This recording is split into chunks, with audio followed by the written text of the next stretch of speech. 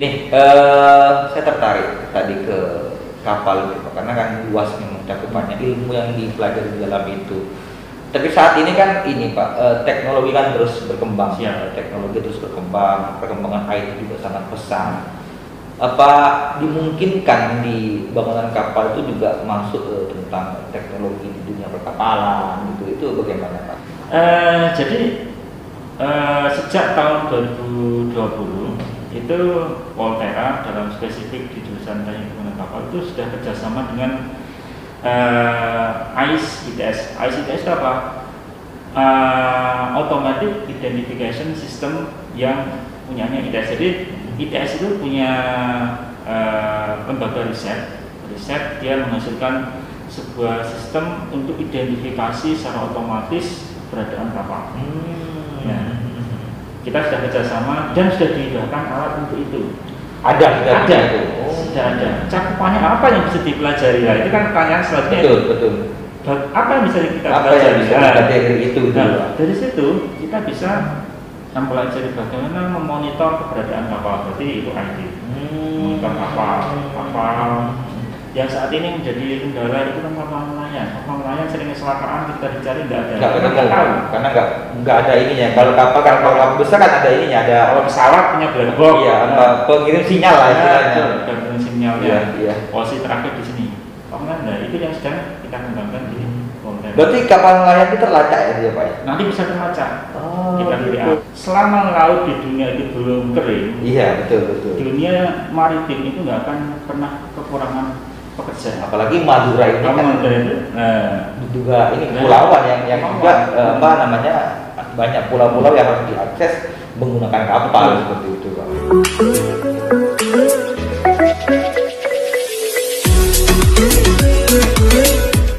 Baik, assalamualaikum warahmatullahi wabarakatuh. Waalaikumsalam warahmatullahi wabarakatuh. Hari ini saya berkesempatan langsung berbincang santai tentang program studi yang cukup menjanjikan di dunia kerja, yaitu teknik bangunan kapal. Dan Anda harus mengenal apa itu sebenarnya teknik bangunan kapal dan apa saja yang diajarkan di teknik bangunan kapal dan bagaimana lulusan bangunan kapal itu nanti setelah berkuliah atau kuliah di Politeknik Negeri Madura. Hari ini kita kupas tuntas sampai seakar-akarnya bagaimana sih di teknik bangunan kapal. Saya sudah bersama dengan Ketua Jurusan Teknik Bangunan Kapal, Bapak Mustain. Selamat siang, Bapak Mustain. Selamat siang, terima kasih Mas Taufik atas kesempatannya. Siap, ini momen yang luar biasa, Mustain. Kita santai saja ya. Siap, jadi kita santai, kita ngobrol tentang teknik bangunan kapal, Pak. Siap. Mungkin sebagai pembuka bisa diberi gambaran sedikit Pak, apa sih jurusan teknik bangunan kapal itu Pak? Ya, terima kasih sebelumnya. Assalamualaikum warahmatullahi wabarakatuh. Sebelumnya saya mau terima kasih kepada Mas Taufik atas kesempatannya. Jadi ini santai saja. Jadi teknik bangunan kapal itu merupakan salah satu jurusan yang ada di Politeknik Negeri Madura. Jadi dulu saya cerita sedikit ya. Siap. Jadi dulu ketika Volterra didirikan itu founding founder kita yaitu Pak Cipung, terus Pak Cipung dan kawan-kawan yang tergabung dalam Yayasan Bina Sampah Mandiri itu berkeinginan bagaimana Madura secara umum dan Sampang secara khusus ini dengan potensi yang luar biasa ini, terutama di bidang maritim itu kita sebagai orang Madura dan hal ini itu bisa berkontribusi langsung untuk mengeksplorasi, untuk mengembangkan dan menikmati. Jadi jangan sampai kita hanya bisa mengeksplorasi, menikmati orang lain, atau bahkan kita nggak bisa hanya bisa jadi penonton. Maka didirikanlah Politeknik Madura dengan jurusan yang pertama itu adalah teknik industri, terus teknik mesin Madura, terus teknik bangunan kapal. Yang kesemuanya itu sebenarnya mempunyai visi yang sekarang tertuang dalam visi Volterra adalah dalam teknologi kemaritiman. Artinya apa? Melihat bahwa potensi maritim di Madura, khususnya di Sampang ini sangat besar. Awal saya ingat ketika pas didirikan itu kemaritiman khususnya adalah di bidang oil and gas dan perkapalan. Jadi 3 prodi yang ada itu, TLI, TMAB, TBK itu semua mendukung dalam bidang kemaritiman dan oil and gas. Itu cita-cita pertama. Makanya divisi Poltera itu sampai sekarang masih tertancap di situ ada visi kemaritiman itu satu. Nah, terus posisi TBK bagaimana jelas karena yang namanya teknik bangunan kapal. Jadi teknik bangunan kapal memfokuskan diri itu di bidang satu desain kapal. Terus ketika kapal didesain, jadi kan desain itu ada urutannya Mas. Jadi ketika mau merancang sebuah kapal, urutannya bagaimana kapal itu mau dirancang, mau dipakai apa kapalnya. Berarti mahasiswa diajari itu desain kapal. Terus setelah kapal jadi diapakan, kapal kan harus dirawat. Diajari perawatan kapal. Setelah kapal dirawat, dan itulah mulai dari desain, terus perencanaan, terus pembangunan sampai perawatan, itu semua skup ilmu yang diajarkan di teknik bangunan kapal. Jadi gini, jadi mulai misalkan Mas Taufik kalau kita zaman kecil bikin kapal-kapalan, mau pakai apa? Kapal kertas, tak pakai di sungai, berarti kapalnya yang ukurannya sesuai untuk sungainya ya. Oh, nanti itu dipakai, nanti biar ada muatannya, wah besar lagi. Terus dicas, itu semua desain. Nah, terus setelah desain harus di bahannya apa, nah semua itu diajarkan di teknik bangunan sampai dia merawat. Iya, berarti ini ya Pak ya, tahapannya itu banyak sebenarnya. Tahapannya sangat banyak dalam. Berarti gini, di teknik bangunan kapal itu tidak hanya diajarkan tentang dia bangun kapal saja, tidak ya? Tidak. Tapi banyak hal kayak tadi misal desain, kemudian diukur dulu. Betul. Itu. Jadi mulai tahap desain. Jadi desain itu tahapnya juga banyak. Jadi kalau di kapal itu ada namanya spiral design. Jadi dalam mendesain kapal itu ada tahapan yang namanya spiral. Jadi ketika misalkan Mas Taufik jadi seorang bos, amin. Bos terus pengen bikin kapal, bikin kapal ke alumni TBK yang jadi bos balangan, amin juga. Jadi saya pengen bikin kapal untuk muat apa? Untuk muat batu bara. Saya punya bisnis batu bara di Kalimantan. Oh, berapa muatannya Pak? Muatan sekian. Berarti kapal Bapak ini kapalnya jenis ini. Besarnya sekian. Nah, itu sudah langsung, itu namanya owner requirement. Jadi itu diajarkan. Diajarkan awal. Jadi terus itu, oke sepakat. Dibuat desainnya ini namanya inisial desain awal.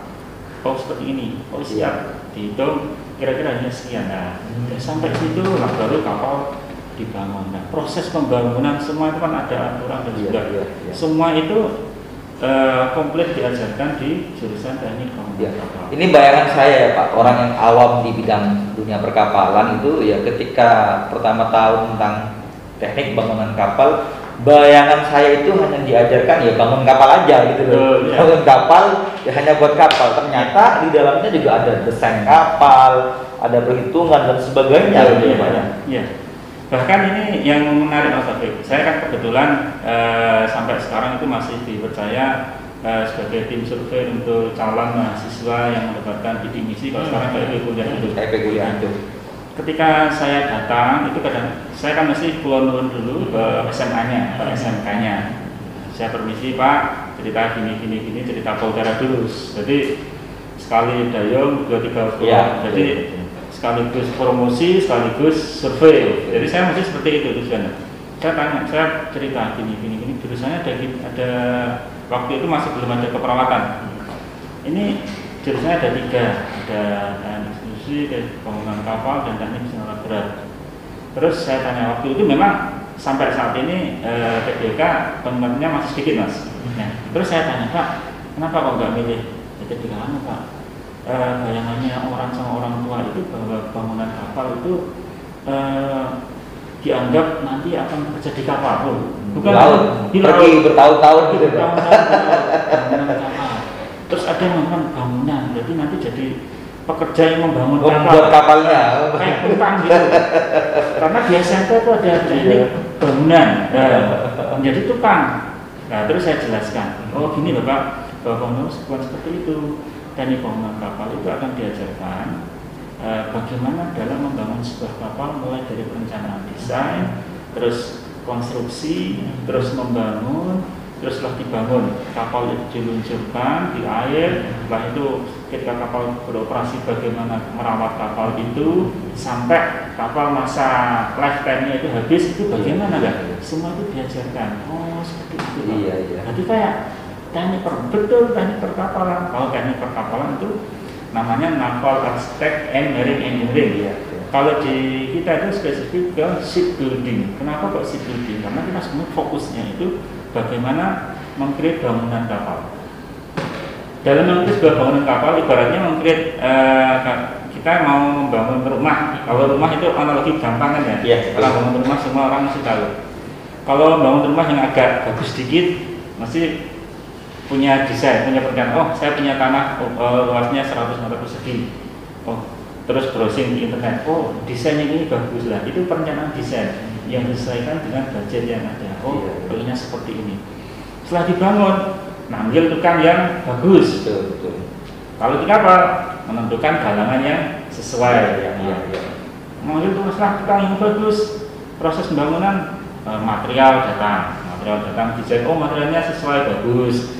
Terus bangun, oh sudah sesuai dengan gambar. Itu proses controlling ya, ada quality control. Di kapal juga ada, pasti ada, semua bangunan ada. Setelah selesai, dicek akhir finishing, terus diserah terima. Kapal juga seperti itu.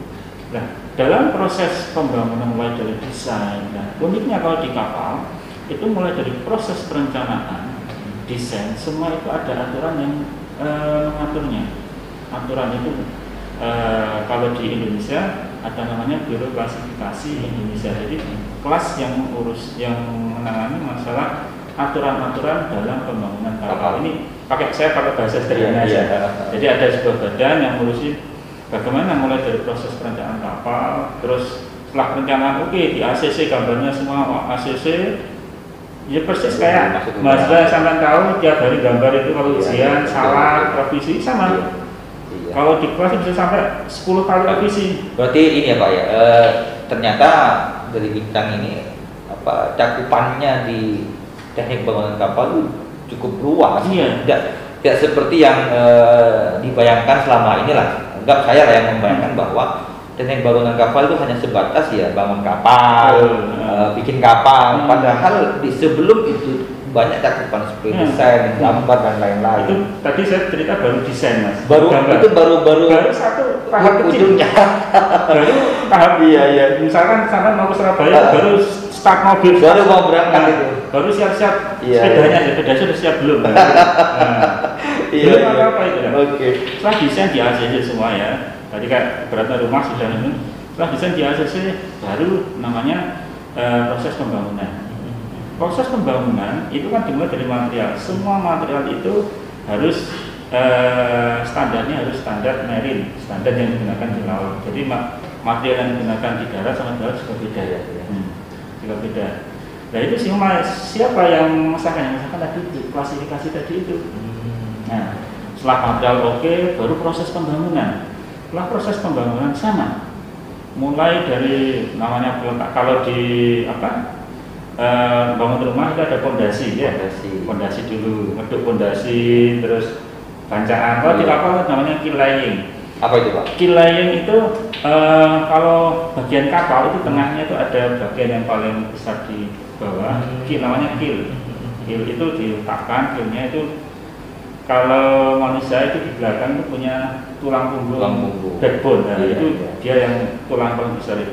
Kapal seperti namanya keel laying. Laki-laki baru proses pembangunan seterusnya. Nah, di situ ada konstruksi, ada pengelasan, ada inspeksi. Nah, makanya di teknik bangunan kapal di situ ada pengelasan, ada DDNDT, ada. Ternyata ini ya banyak sekali, las bisa gitu. Makanya bisa desain, bisa ngelas, bisa inspeksi. Berarti mereka yang misal siswa-siswa yang di SMA atau SMK itu yang dia suka menggambar, kemudian dia bisa mengukur gambar dan dia pintar desain itu ya Pak ya. Itu sangat masuk ya, sangat masuk. Karena tidak, dia di tempat kerja itu kan nggak semua itu digalakkan lah, tidak semua digalakkan. Ada juga yang bagian desain ada itu. Banyak alumni yang kerja di perusahaan desain kapal, cewek-cewek itu bahkan misalkan yang di galangan pun dia juga tetap di sana, dia di engineering drawing department. Jadi dari gambar-gambar desain itu biasanya kan perlu dibuatkan gambar lapangan. Jadi gini, kita kan gambar arsitek lah mas, kita nggak usah bayangannya kalau gambar kapal kan nggak semua orang tahu ya. Gambar rumah misalnya kita browsing di internet, desain rumah itu kan ada tata-tatanya. Detail dari konstruksi dindingnya seperti apa, detail dari pintunya seperti apa, itu nggak perlu gambar detail. Tukang nggak bisa bikin, Pak ini layout rumah saya, silahkan bikin rumah. Ya bingung kalau jadi fondasi saja. Nah, tapi ini gambar nanti bentuk saya pengen nanti pintunya seperti ini Pak, ini gambar detailnya, ketebalan segala. Di kapal seperti itu, semua kan namanya detail drawing. Itu diajarkan juga di semester 5.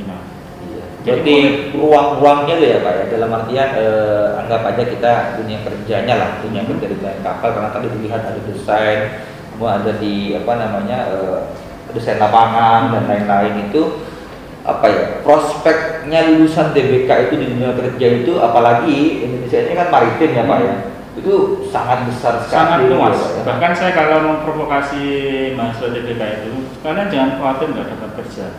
Selama laut di dunia itu belum kering, iya betul. Dunia maritim itu nggak akan pernah kekurangan pekerjaan. Apalagi Madura ini kan juga ini kepulauan yang juga banyak pulau-pulau yang harus diakses menggunakan kapal seperti itu Pak. Bahkan kalau statistik alumni di TBK itu hampir 80% lebih, 70-80% itu kerjanya itu di bidang sesuai dengan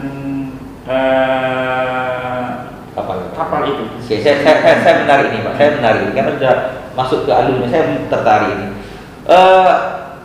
Di alumni Poltera ini kan, Poltera di TBK ini juga ada perempuannya ya Pak ya? Banyak sekali. Perempuan banyak ya Pak? Banyak. Karena kan orang khawatir anak perempuan atau saudara yang perempuan, masa saya masuk ke kapal, nanti anak saya melaut bertahun-tahun. Ini persepsi seperti ini harus kita buka gitu Pak. Kalau yang perempuan rata-rata kerjanya di bagian apa gitu selama ini Pak? Pertanyaan bagus, karena isu sampai sekarang itu kan kesetaraan gender itu betul. Hal yang harus kita bersama-sama kita perjuangkan ya. Jadi kalau cewek di jurusan TBK ini memang secara persentase memang nggak sebanyak cowoknya. Kalau di teknik semua sama.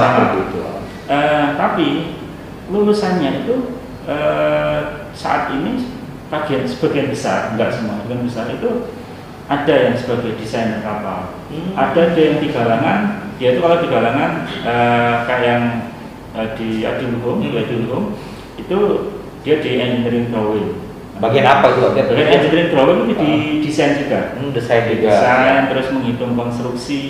Yang semua itu ketika saya tanya gimana pekerjaanmu, ya alhamdulillah Pak, kita sudah punya dasar yang kuat, tinggal pengembangan saja ya. Artinya dasarnya itu sudah kita berikan. Kan nggak mungkin semuanya, tapi sudah kita berikan. Terus ada yang di perusahaan kapal non baja. Ini yang menarik Mas Taufik. Tadi kalau saya cerita itu bahwa kapal itu hanya kapal besar, kapal-kapal yang besar gitu ya. Kalau di TBK itu tidak hanya diajarkan kapal besar, ada yang namanya kapal non metal atau non baja. Apa kapal non baja itu? Kan kalau kapal-kapal nelayan terutama di Madura itu kan dibuat dari kayu. Betul, kapal kayu yang dibuat dari fiber. Betul. Diajari itu juga. Terus ada yang dari itu. Banyak juga alumni yang bekerja di bidang itu sebagai engineering drawing. Bahasa kerennya sebagai arsiteknya lah. Engineering drawing. Luas ya. Di bangunan kapal itu peluang kerjanya itu sangat luas ya Pak. Tapi kalau kita baru bicara masalah pure nama kapal. Kapal aja, belum nanti sempilan-sempilan yang lain, sempalan-sempalannya coba ya. Tadi yang saya cerita, ketika kapal dibangun itu kan ada proses konstruksi, ada proses welding, pengawasan, ada inspeksi lah. Konstruksi itu apa? Konstruksi itu kapal yang tadi sudah digambar itu kan perlu perhitungan konstruksi yang detail. Baik lagi ke rumah misalkan bikin kuda-kuda, itu kan nggak sembarangan bikin kuda-kuda, karena sebenarnya sekarang banyak kasus rumah baru dibangun berapa bulan ambruk. Itu karena nggak dihitung. Perhitungannya nggak pas. Ya sebenarnya nggak dihitung, bukan perhitungan. Nggak dihitung sama sekali. Yang penting dibangun aja Pak ya. Saya ingin gentengnya yang bagus, yang keramik. Terus nanti konstruksinya berjaringan, nah itu akhirnya nggak sesuai. Kapal itu harus dihitung detail konstruksinya, dan tadi mulai dari material sudah disahkan, terus ketebalan material, terus gambar konstruksinya seperti apa, kekuatannya seperti apa, itu semua sudah ada.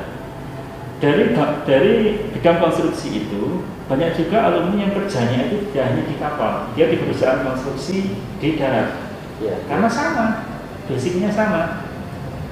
Itu baru konstruksi. Terus pengelasan. Ketika proses pengelasan, kenapa kok dia jadi pengelasan? Sekarang logikanya gini, kita tidak akan pernah tahu sebuah kesalahan dalam proses mengerjakan sesuatu kalau kita tidak bisa mengerjakan hal tersebut. Kalau nggak tahu ilmunya. Misalkan kita mau menyalahkan orang melas, hasilnya jelek. Pak, melasmu jelek, ini nggak sesuai dengan standar. Terus kalau orangnya tanya, terus yang benar bagaimana? Berarti intinya nanti di industri itu bukan kita yang ngelas, tapi kita mengawasi mereka yang ngelas karena kita sudah punya ilmu yang didapat waktu di Volterra gitu. Itu poinnya.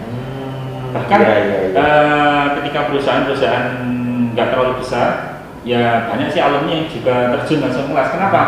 Yang bisa membantu dan bisa sekaligus mengajari. Jadi artinya bahwa di D3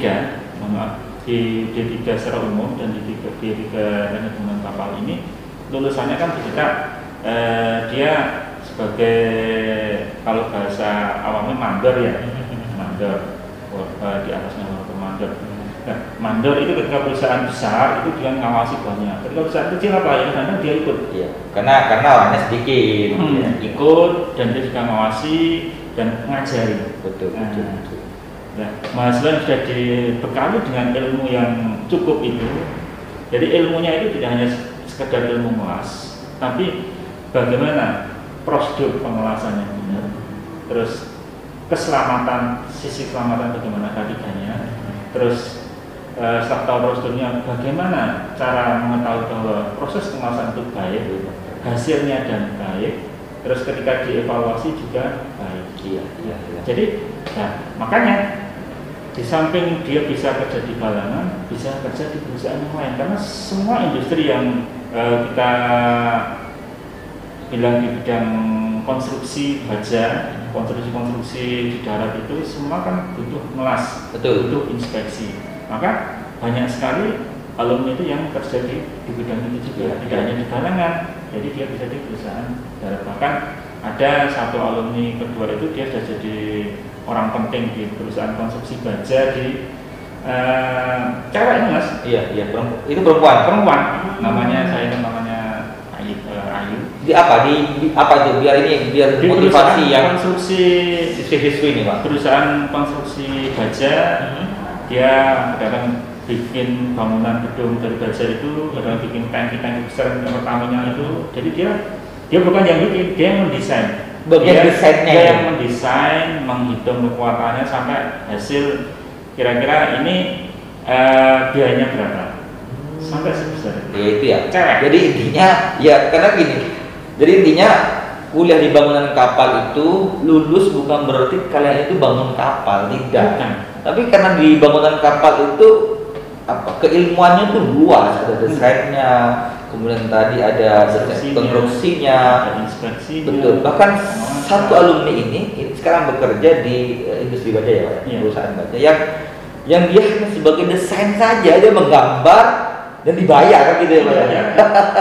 Luar biasa ya. Jadi Itu satu. Kita tadi baru desain sudah, konstruksi sudah, pengawasan sudah mulai kita bahas ya. Betul. Pengawasan konstruksi sudah. Nah, sekarang inspeksi lah. Ketika selesai. Inspeksi itu apa lagi? Ketika misalkan proses, kita nggak ngelas lah. HP ini ya. HP ketika sudah selesai dirakit, itu kan dites dulu berfungsi dengan baik enggak, secara fisik bagus apa enggak. Nah, sama ketika proses misalkan saya bicara basic pengawasan, ketika dilas, selesai dilas, itu kan bisa dilihat dengan mata. Semua orang bisa melihat, tapi tidak semua orang bisa mengetahui apakah ini bagus atau tidak. Yang bisa siapa? Yang punya ilmunya. Butuh orang yang itu namanya ya. Inspeksi Ya. lah. Ini kalau dilihat secara visual dia ada cacat, sudah ini cacat. Kalau misalnya dilihat itu bagus, belum tentu bagus. Harus dicek apakah di dalamnya ada cacat atau tidak, menggunakan alat bantu. Yang ngawasi lah, pengawas istilahnya, kayak pengawas lah. Jadi di inspeksi semua sampai misalkan bikin tangki, setelah dilas hasilnya bagus lah, oh bagus, bocor apa tidak? Itu diinspeksi. Guys. Yang terjadi di bidang inspeksi sangat banyak, bahkan paling banyak diinspeksi. Bahkan ada salah satu perusahaan inspeksi itu yang boleh dibilang di situ dikuasai alumni Poltera. Dikuasai alumni Poltera gitu. TBK dan TMAB. Wah. Berarti alumni Poltera itu sebenarnya Poltera itu kalau di bidang inspeksi di bidang kapal, karena dunia kapal kan dunia sempit. Iya. Kalau di daerah sini, kalau misal di timur itu, kalau kita bicara kapal, inspeksi hanya di orang tua kita, ITS, PPNS, dan Poltera. Jadi sebenarnya secara saingan, kita bicara real ya, secara saingan, peluang kerja lah. Saingannya nggak banyak.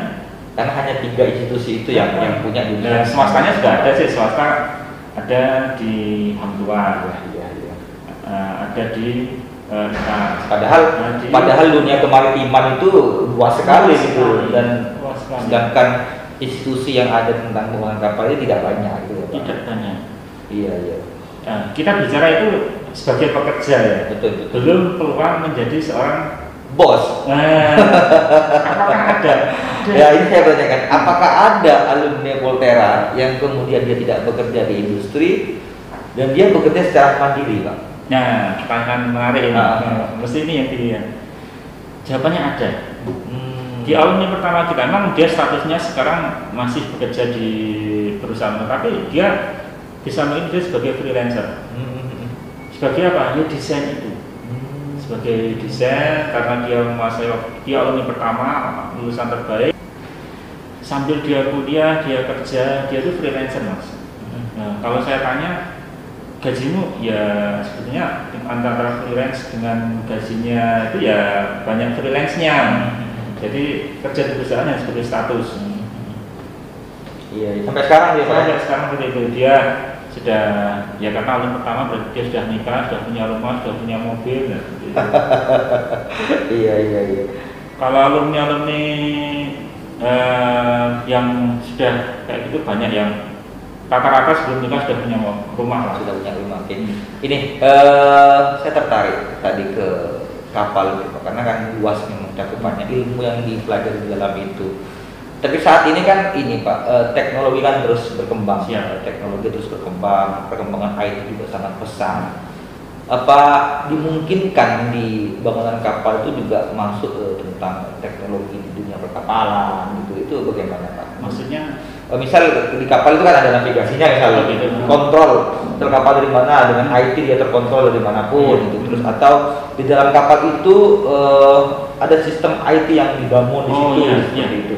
Itu dimungkinkan nggak nanti diajar juga di menarik, karena sekarang itu eranya revolusi industri, revolusi 4.0 ya. Menarik. Itu gimana Pak? Tanya menarik. Jadi sejak tahun 2020 itu Poltera dalam spesifik di jurusan teknik pengelolaan kapal itu sudah kerjasama dengan ITS. ITS itu apa? Automatic Identification System yang punyanya ITS. Jadi ITS itu punya lembaga riset riset, dia menghasilkan sebuah sistem untuk identifikasi secara otomatis keberadaan kapal. Nah, kita sudah kerjasama dan sudah dihidupkan alat untuk itu. Ada. Sudah ada. Cakupannya apa yang bisa dipelajari? Nah, itu kan pertanyaan selanjutnya. Betul. Apa yang bisa kita Apa pelajari? yang bisa kita dari itu? Nah, dari situ kita bisa mempelajari bagaimana memonitor keberadaan kapal. Berarti itu ID.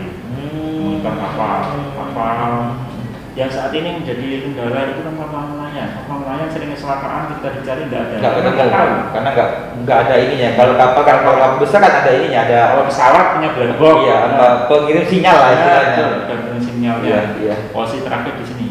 Nah, itu yang sedang kita kembangkan di Polda. Berarti kapal nelayan itu terlacak ya dia Pak? Nanti bisa terlacak.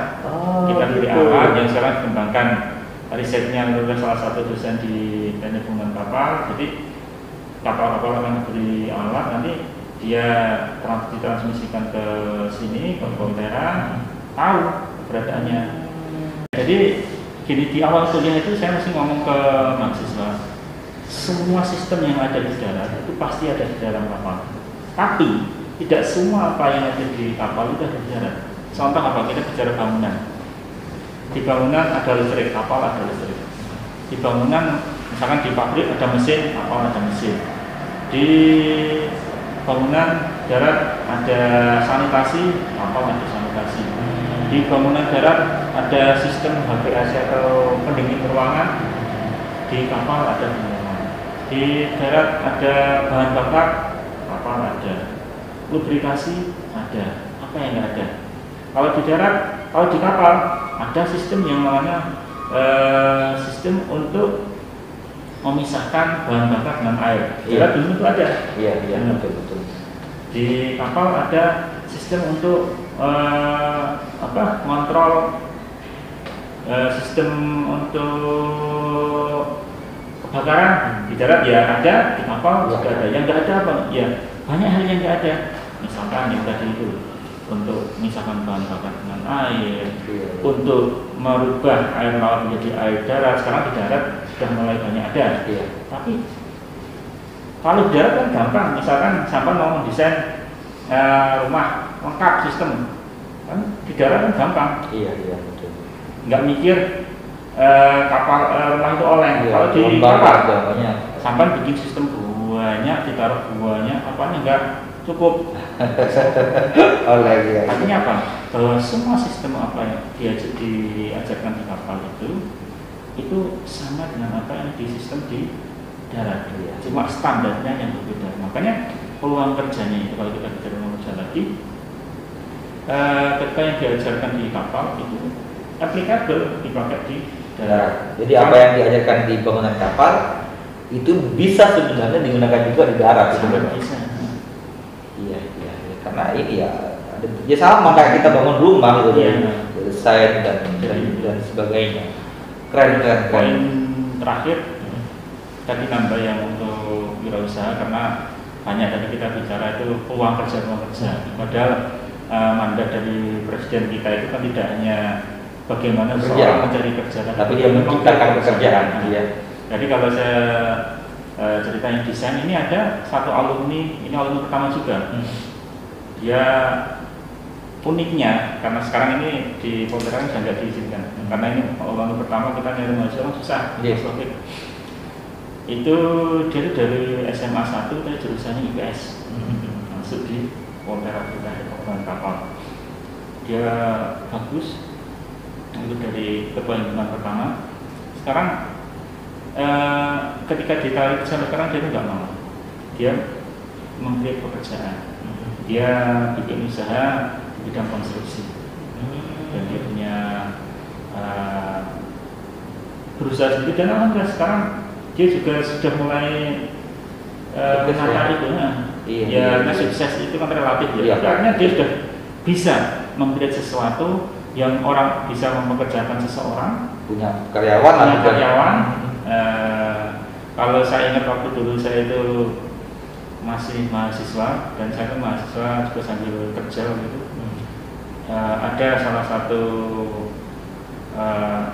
tokoh yang saya bilang gini, lebih baik kita itu menjadi kepala ayam daripada menjadi ekor dari gajah.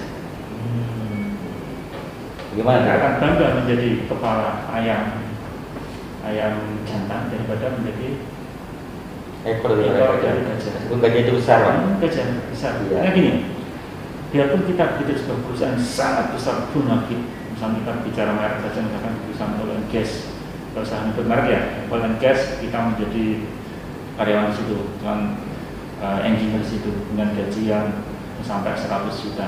Tapi tetap namanya apa? Karyawan, ya. Tetap disuruh. Tapi kalau misalnya kita menjadi punya usaha, misalkan tadi perusahaan konstruksi pengelasan, kita punya karyawan 5, kita bisa menyuruh orang lain, kita bisa menata kita diri sendiri, kita tidak disuruh orang lain. Memang secara nominal hasil kayaknya keren itu, ya, pangkropannya keren itu, tapi tetap statusnya apa? Bos. Nah, iya, intinya bahwa alumni Poltera itu selain dia juga siap bekerja di dunia industri, dia juga secara mental, secara kemampuan, dia juga punya kemampuan untuk berusaha sendiri. Betul. Keren. Bahkan alumni DBK itu yang di OJT itu banyak yang dilirik oleh perusahaan ketika pas OJT itu. OJT berarti itu kan sebelum sudah ya? Sebelum sudah dia sudah. Oh, itu. Jadi dia waktu OJT atau istilahnya magang lah di industri, dia sudah dilirik oleh industri. Wow. Iya. Bahkan ada nggak yang bekerja sebelum jadi wisuda, Pak? Banyak.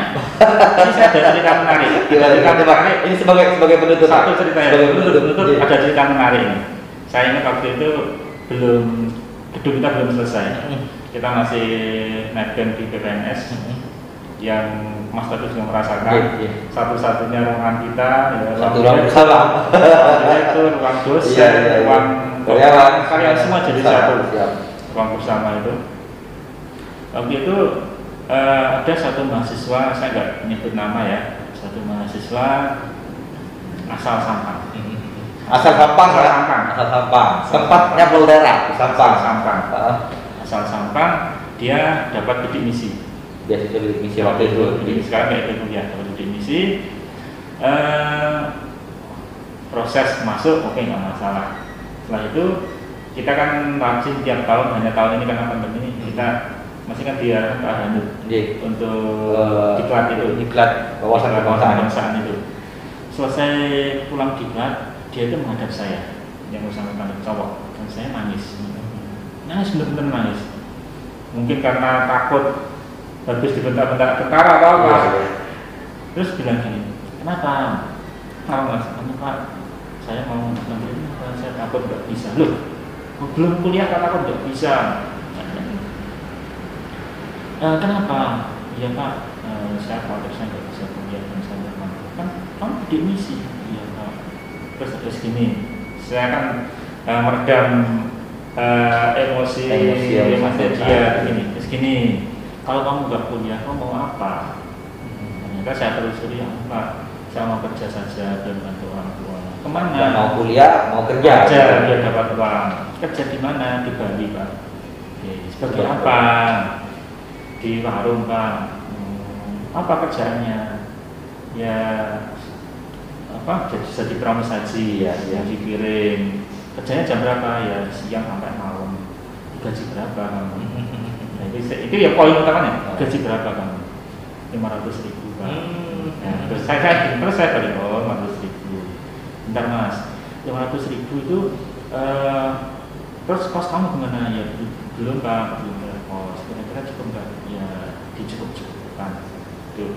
Itu terus saya tanya balik gini, kamu kan dapat bidik misi. Kamu tahu nggak bidik misi itu per bulan dapat uang saku berapa? Waktu itu 600. Masih 600.000. Sekarang gini, kamu kuliah itu disuruh apa? Disuruh belajar. Capek mana belajar sama kerja? Ya, kuliah. Banyak mana 500 600? Iya Pak. Tak gini. Wes gini Mas. Dicoba 1 semester. Kalau kamu tidak kuat, saya ikhlaskan kamu keluar dari Poltera. Nah, ya. Tak mencoba saya bantu. Kalau kamu ada Sekarang sama Bandung, insya Allah bisa. Oke, 1 semester nyoba gimana? Memang dia tuh tertatih-tatih. Oh iya Pak, ini mencoba semester 2 terjana oke. Begitu menikmati, sudah bisa beli laptop. Terus di semester 6, nah ini puncaknya ini. Kalau misalkan film ini ujungnya. Ketika pas 6 dia itu UJT, saya rekom di tempat UJT di sebuah galangan ya, masuk di UJT. Karena dia tuh dasarnya itu orang Sampang, itu kan terkenal kuat, Pekerja keras, satu jujur. Dan itu yang dia bawa ke industri. Ini bawa ke industri. Waktu magang.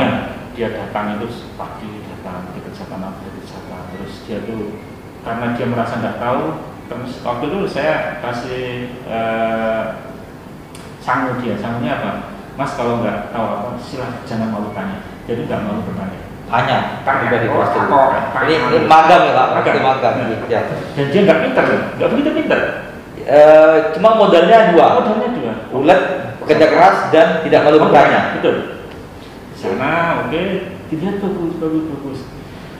Nah, kalau di TBK sama dengan jurusan teknik yang lain, di semester 6 itu kan UJT bareng dengan TA. Nah, siap. Maksudnya TA kebetulan TA-nya itu pembimbingnya itu Beni, saya. Nah, di tengah-tengah UJT, dia itu datang saya nangis lagi Pak.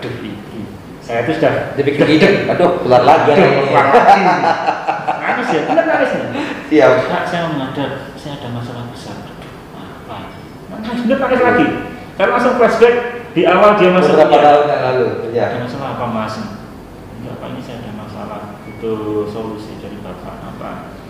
Ini Pak, saya kan sedang TA sekarang UJT. Nah ini saya diterima kerja di UJT, terus bagaimana TA saya? Waduh, luar biasa. Bagaimana TA saya? Dia bingung dengan TA-nya karena diterima di industri. Di industri tempat dia magang kan itu. Saya kan nggak bisa asistensi Pak. Saya ketawa gini. Tak kira mau keluar, Mas. Tak kira mau keluar. Kan dalam hati alhamdulillah. Tak kira mau keluar.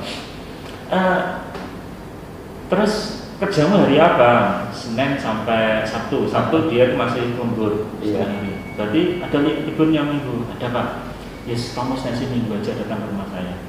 Jadi dia tuh saya ingat tiap minggu dia masih pakai welpak, pakai baju masih kerja. Baju kerja, masih kotor-kotor. Dia tuh asistensi TA. Keren. Dan dia sudah digaji. Iya. Memang apa?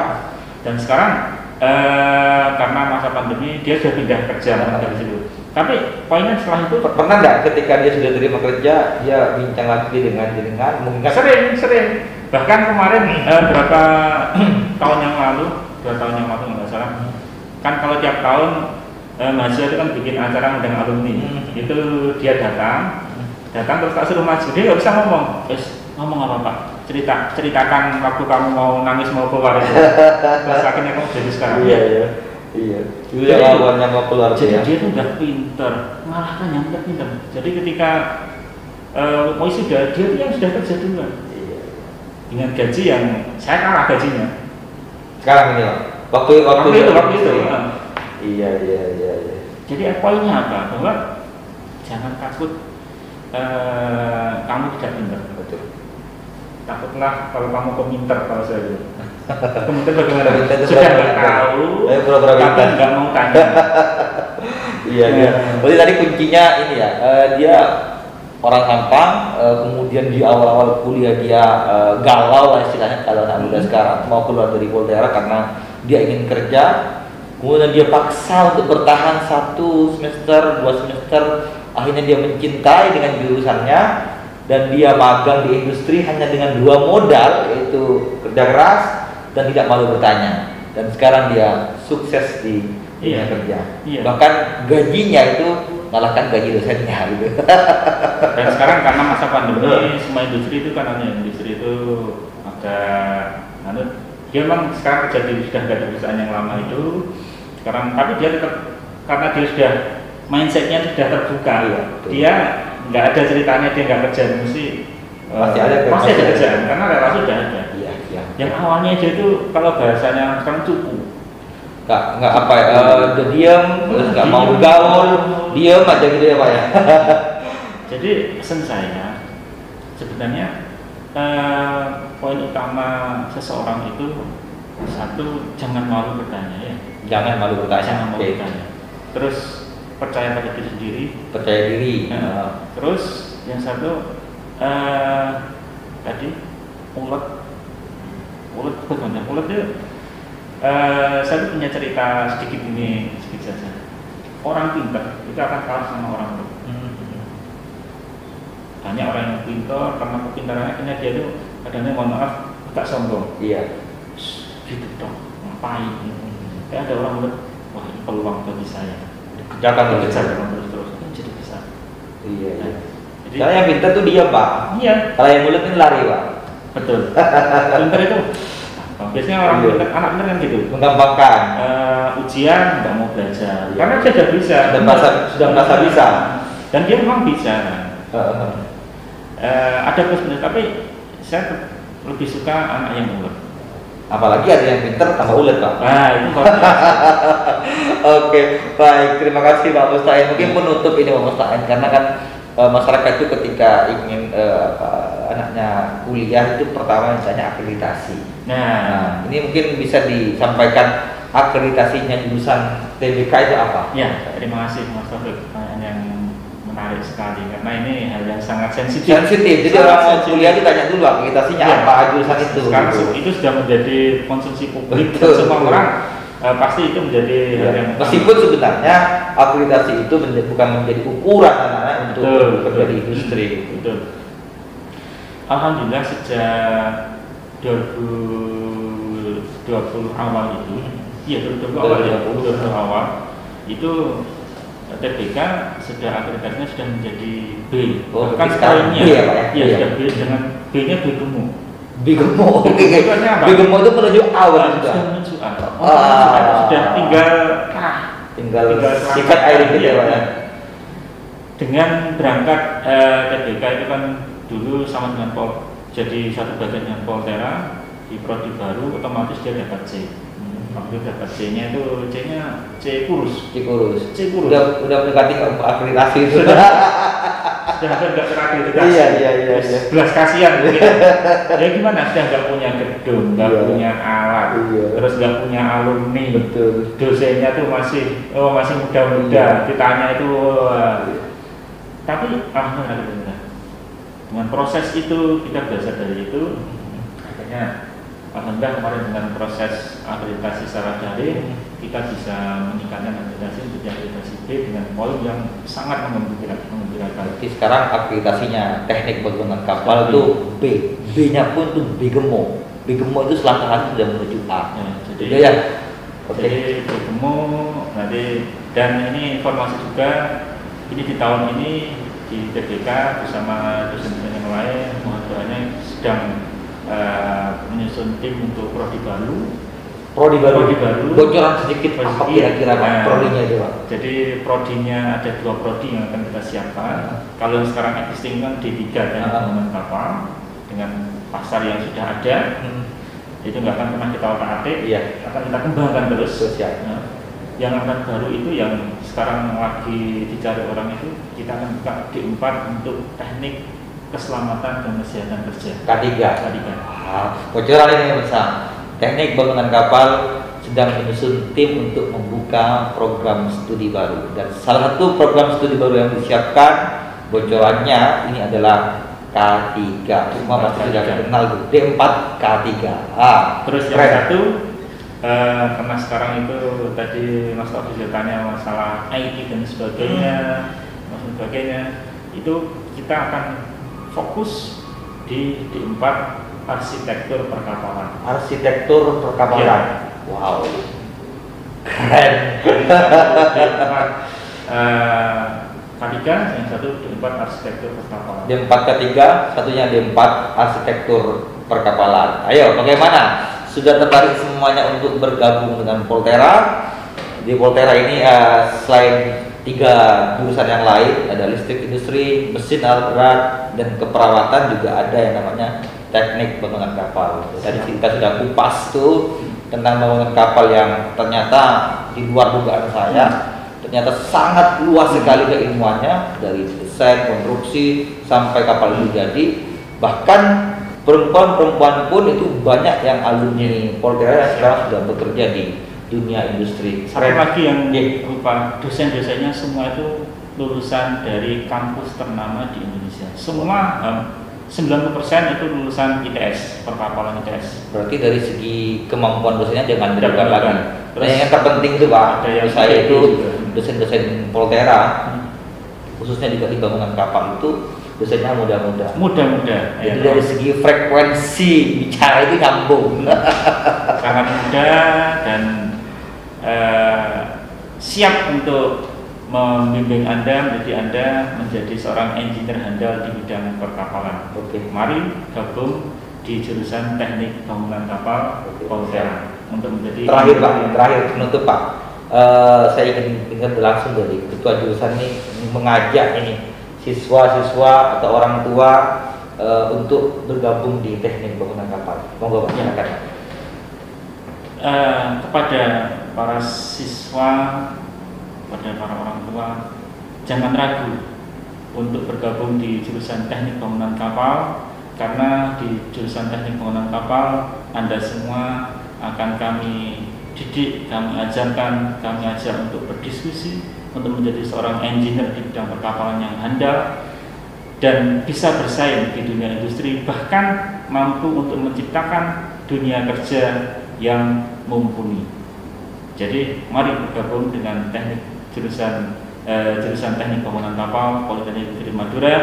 Jangan ragu, saat ini masih terbuka luas untuk bergabung di jurusan teknik bangunan kapal. Oke. Terima kasih Pak Mustain. Ini sudah luar biasa informasi yang disampaikan ke publik. Semoga masyarakat, siswa bisa terbuka, bisa mengetahui tentang teknik bangunan kapal. Terima kasih Pak Mustain. Pemirsa, terima kasih juga sudah menyaksikan bincang santai kita. Berdua nanti kita akan bincang juga dengan jurusan-jurusan yang lain, dengan teknik listrik industri, mesin alat berat, dan juga teknik keperawatan. Terima kasih, saya sebagai moderator acara pada hari ini. Sampai jumpa di acara-acara yang lain. Assalamualaikum warahmatullahi wabarakatuh. Waalaikumsalam warahmatullahi wabarakatuh. Poltera Jaya.